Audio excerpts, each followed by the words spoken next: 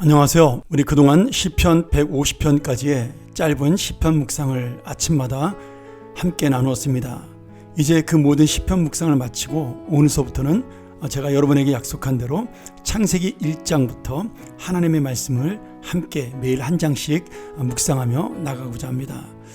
오늘은 1장을 보지 아니하고 먼저 이 창세기의 배경과 그리고 창세기가 왜 우리에게 중요한 의미를 가지고 있는가에 대해서 잠깐 설명을 드리고 은혜를 받는 시간을 갖도록 하겠습니다.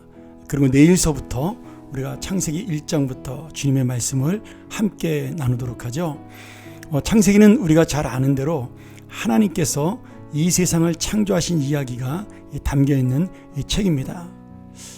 다만 이 창조의 이야기로 창세기는 시작이 되지만 사실은 하나님께서 이 땅을 어떻게 인도하시고 다스리는가를, 정말 이 세상 우주 만물, 또 사람, 민족과 나라, 그리고 가정과 죄와 또 그 안에 들어있는 죄의 결과인 죽음, 또 하나님을 향한 예배, 그리고 이 교회를 향한 소원들, 하나님께서 이 땅을 어떻게 다스리고 또 통치하시는가에 대한 과정들, 그런 모든 것들을 담고 있습니다. 그것을 우리가 창조와 타락과 심판이라는, 그리고 사람들의 흩어짐이라는 네 사건을 통해 다루고요. 특별히 창세기 1장부터 12장까지는 그러한 창조, 타락, 심판, 또 그리고 사람들의 흩어짐의 네 사건을 통하여 가장 중요한 창세기의 4대 인물 아브라함과 이삭과 야곱과 요셉의 네 족장 이야기를 설명해주고 있습니다. 이 창세기를 우리가 중요하게 봐야 될 것은 창세기의 저자가 모세라는 이 사실이죠. 그리고 또한 모세는 이 창세기를 출애굽한 이스라엘 백성들이 읽고 하나님의 뜻을 알 수 있도록 그렇게 기록을 했습니다. 여러분, 누가 썼느냐, 또 누구를 위해 썼느냐, 왜 썼느냐, 이것은 모든 성경에서 가장 중요한 배경이요 주제가 됩니다.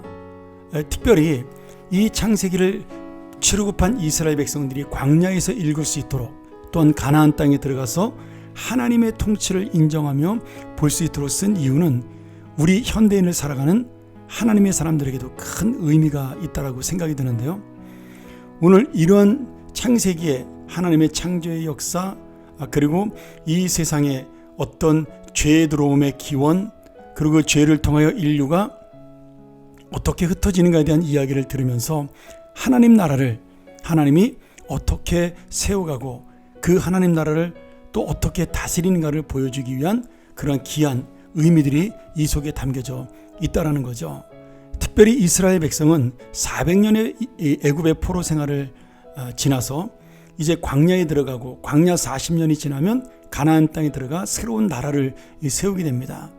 결국 하나님이 창세기 1장에 나오는 창조를 통하여, 그리고 아담과 에덴 동산을 통하여 세우고 싶었던 하나님 나라가 이제 공동체인 이스라엘 백성들을 통하여 구체적으로, 그리고 하나님의 놀라운 섭리로 이루어지는 것을 우리에게 미리 말씀해 주기를 원하는 겁니다.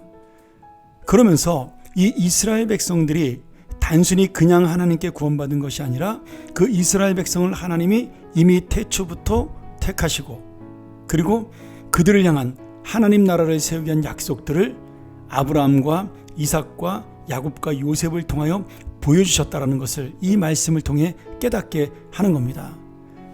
그러니 이스라엘 백성들은 이 말씀을 읽으면서 40년 동안의 포로 생활이, 400년 동안의 포로 생활이, 40년 동안의 광야 생활이 의미 없는 것이 아니라 바로 이런 하나님의 약속을 이루어가는 하나하나의 이 과정이며, 나라는 존재가 하나님 앞에 얼마나 귀하고 얼마나 아름다운 하나님의 백성이라는 사실을 이 말씀을 통해 깨닫게 되는 거죠.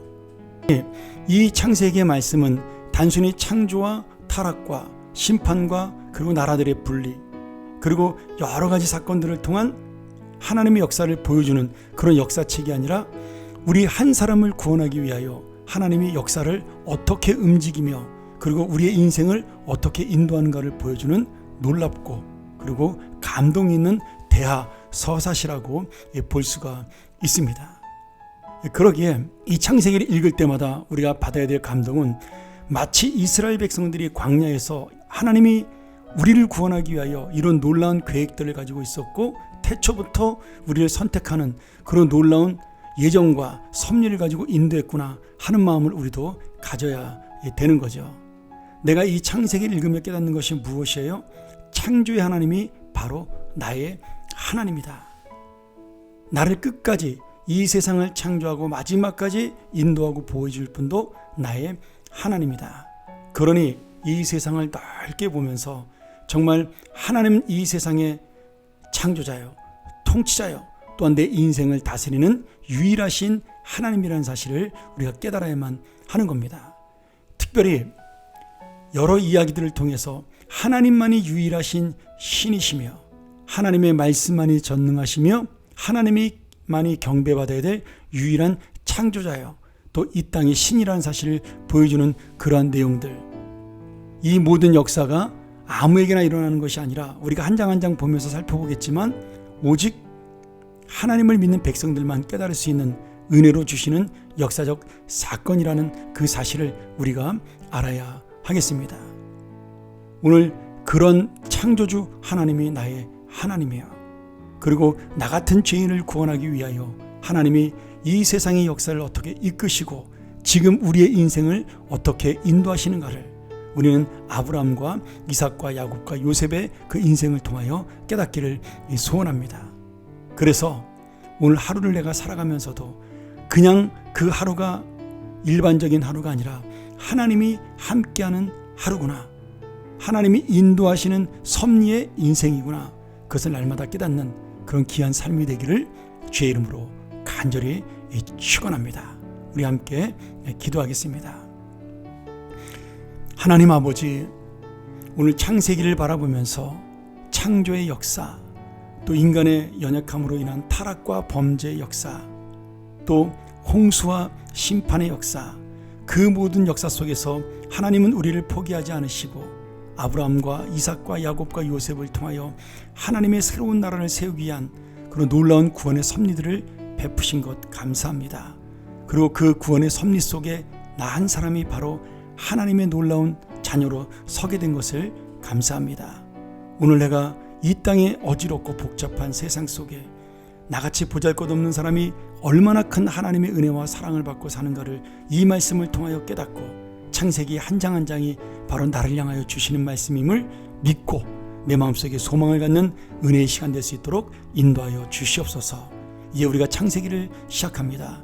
하나님, 날마다 은혜 주시고 날마다 새로운 감동을 주셔서 내가 하나님의 사랑받는 자로, 하나님의 은혜 안에 있는 자로, 하나님의 섭리 속에 살아가는 자로, 그리고 하나님의 계획이 나를 인도하는 자임을 깨닫고 항상 내 마음속에 감사와 기대가 넘치는 그런 귀한 인생의 삶이 되고 믿음의 자녀가 되게 하여 주옵소서.